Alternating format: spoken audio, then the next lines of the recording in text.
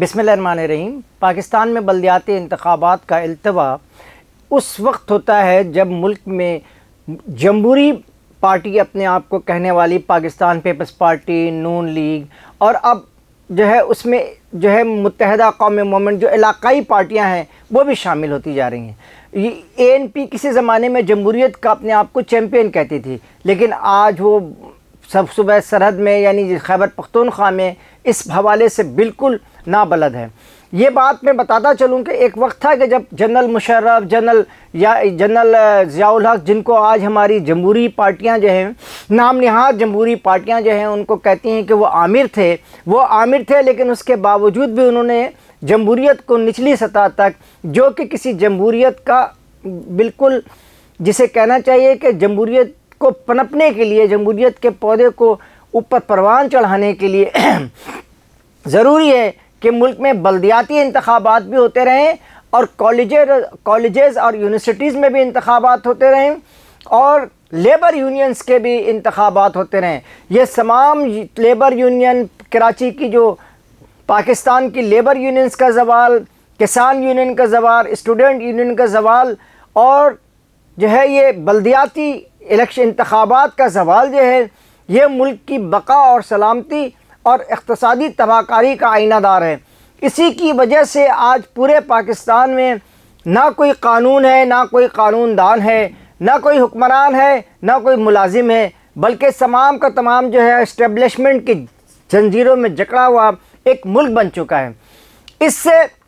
نہ پاکستانیوں کو فائدہ ہو رہا ہے، نہ غریب کو فائدہ ہو رہا ہے، نہ مقامی لوگوں کو فائدہ ہو رہا ہے۔ اس سے صرف اور صرف عالمی اسٹیبلشمنٹ کو فائدہ ہو رہا ہے۔ عالمی اسٹیبلشمنٹ ہمیشہ یہ چاہتی ہے کہ پاکستان سمیت اس طرح کے جو ممالک ہیں اس میں ایسی حکومتیں قائم ہوں جہاں جس میں نچلی سطح تک قیادت نہ جائے اور موریثی سیاست کو وہ پروان چڑھایا جائے۔ اور عالمی اسٹیبلشمنٹ کی یہ ضرورت بھی ہے کہ کسی ایک آدمی سے ہم بات کر لیں، کسی پرانی قیادت سے جن کے پاس ان کے منفی نیگیٹو بہت سارے اسپیکٹ بھی موجود ہوں، جنہوں نے کبھی ان کے ساتھ مل کر کے کوئی کرپشن کیا ہو یا کسی عیاشی کی محفل میں شریک ہوئے ہوں، ان کو بلیک میل کر کے ایک نئی صورتحال پیدا کر کے اور ملک کی عوام کی بقا اور سلامتی سے کھیلتے ہیں۔ اس لیے میں یہ کہنا چاہوں گا کہ یہ جو ہماری پیپلز پارٹی ہے اور یہ جو ہماری اب متحدہ قومی موومنٹ اپنے آپ کو بہت بڑی چیمپئن بھی کہتی ہے اور وہ جمہوریت کا راگ بھی الاپتی ہے، اسی طرح جو دیگر پارٹیاں ہیں وہ نون لیگ بھی، یہ نون لیگ کا بھی طرز عمل یہی رہا ہے کہ اس نے اپنے پورے دور میں پنجاب میں بلدیاتی انتخابات نہیں ہونے دیے اور ان کی جو سوچ ہے وہ صرف اتنی سی ہے کہ بلدیاتی انتخابات وہ دراصل نئی قیادت کو ابھارتی ہیں۔ یہ آپ کے جو لیاقت بلوچ ہیں یا جو آپ کے دیگر جو لیڈران ہیں وہ جو ابھر کر سامنے آئے ہیں، وہ تمام کے تمام وہ لوگ ہیں جنہوں نے خود بے نظیر صاحبہ جو تھیں وہ آکسفورڈ کی یونین کی سربراہ بھی رہی ہیں، جو ایشیا پیسیفک کو کنٹرول کرتی تھی، وہاں سے بھی آئیں، اقوام متحدہ میں بھی وہ عہدے پر رہیں اور اسی طرح سے یہی وجہ تھی کہ ان جیسے لیڈروں کو مارا گیا، ان کی لاشیں ڈلوائی گئیں تاکہ ان سے ملک کو محفوظ رکھا جائے اور عوام کو جس طرح کچلا جا سکتا ہے کچلا جائے۔ ذوالفقار علی بھٹو بھی اسٹوڈنٹ یونین سے آئے تھے، لیاقت بلوچ بھی اسٹوڈنٹ یونین سے آئے ہیں اور آپ کے یہ جو سراج الحق صاحب ہیں یہ بھی اسٹوڈنٹ یونین سے آئے ہیں، لیکن یہ نون لیگ کے اور پیپلز پارٹی کے اور اب کچھ عمران خان بھی کسی بڑی اسٹوڈنٹ یونین سے نہیں ہیں، نہ یہ کسی لیبر یونین سے ہیں، نہ یہ کسی کسان یونین سے ہیں، نہ یہ طالب علم یونین سے ہیں۔ یہ تمام کے تمام لوگ اوپر سے نافذ کیے جاتے ہیں، جس کی وجہ سے ملک کی سلامتی کو خطرہ لاحق ہو جاتا ہے۔ پاکستان کے لیے خلاف اب میں یہ بات تو کہنا چاہوں گا یہ جو اسٹیبلشمنٹ کی جو کھیل ہو رہے ہوتے ہیں، آپ بتائیں کہ 2014 سے ہندوستان کے وزیر اعظم نریندر مودی وہ وہاں پہ برسر اقتدار ہیں اور وہاں پہ ہر سطح کے الیکشن وہ ہوتے بھی رہتے ہیں، اس میں لوگ مرتے بھی ہیں اور جیتے بھی ہیں، ہنگامے بھی ہوتے ہیں، لیکن اس میں کرونا بھی ہوتا رہا. کرونا کے دوران میں بھی ہندوستان جو ہے اس کو جو ہے نا ایک یہ امیج حاصل رہا کہ اس کے انتخاباتی عمل جو ہے وہ مسلسل آگے بڑھتا رہا ہے. اور یہی وجہ ہے کہ 2014 سے ایک دم جسے اسے کہتے ہیں نا وہ نریندر مودی کو آپ یا ہم لوگ بھی کہتے ہیں کہ چائے والا، بالکل وہ چائے والا تھا. اور وہ اسی چائے والے نے ہندوستان کو جو ہے نا اس کی ایسی پرورش کر رہا ہے کہ 2014 سے ہندوستان میں اس کو کوئی شکست دینے والا ابھی تک نہیں پیدا ہو رہا ہے. یہ اس بارے میں یہ بھی کہا جاتا ہے کہ جناب اس نے جو ہے نا مسلم کش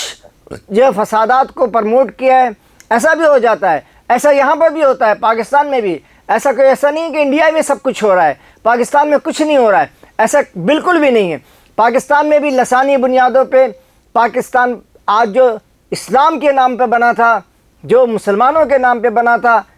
اور وہ مسلم لیگ جسے کہتے ہیں،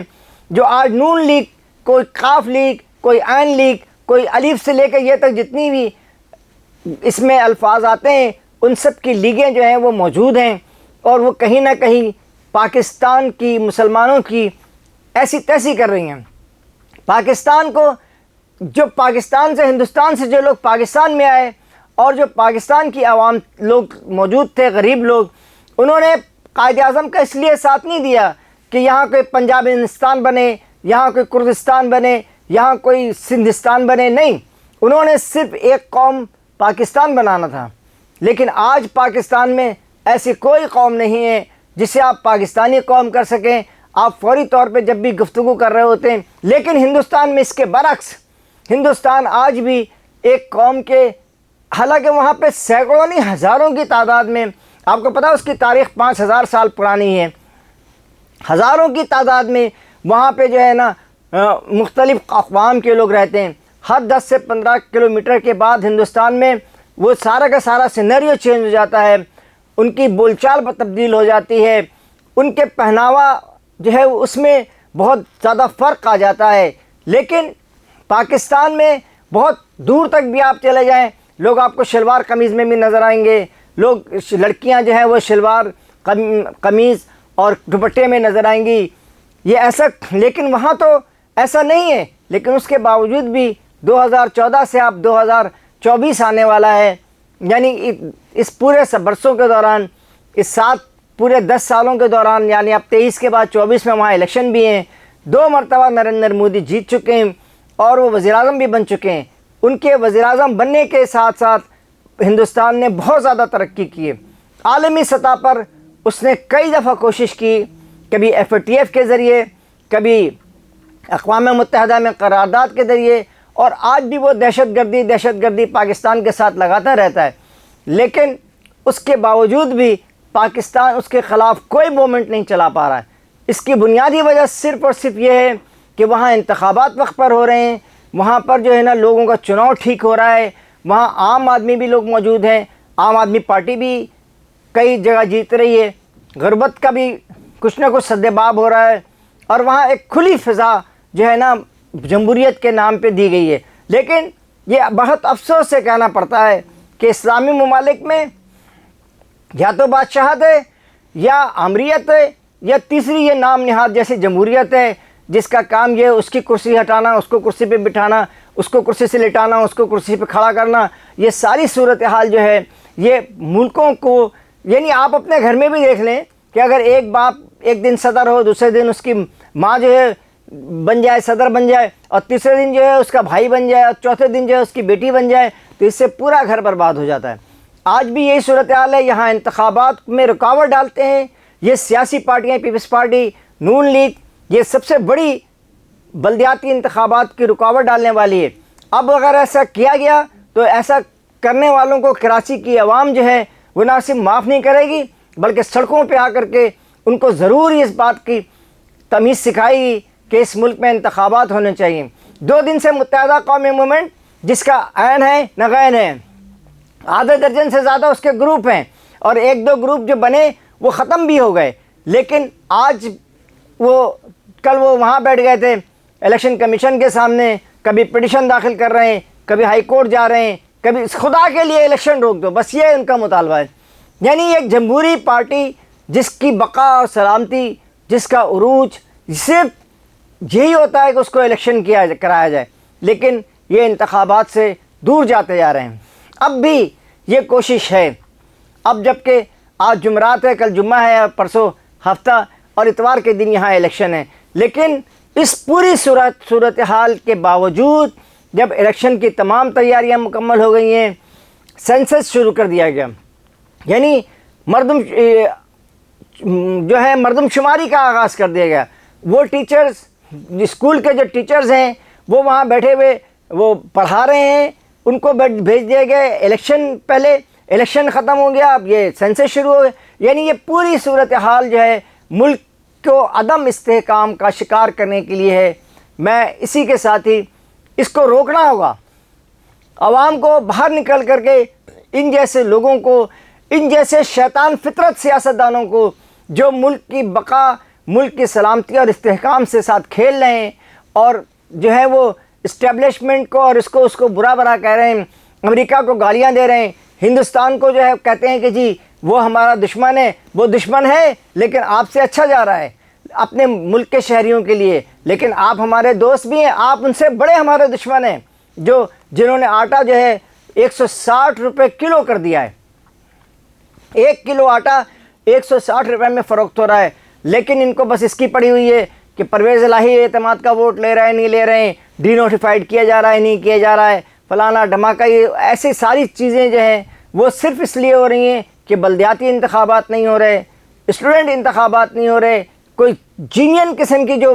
حقیقی لیڈرشپ ہے وہ اس ملک میں فقدان ہوتا جا رہا ہے، اور صرف جو اسٹیبلشمنٹ کی تیار کردہ لیڈرشپ ہے اسی کا راج چل رہا ہے۔ اس کے تمام دوستوں، اس کے ساتھ ہی آپ میرے چینل کو سبسکرائب بھی کریں، اور بہت آپ لوگوں نے سبسکرائب کیا ہے،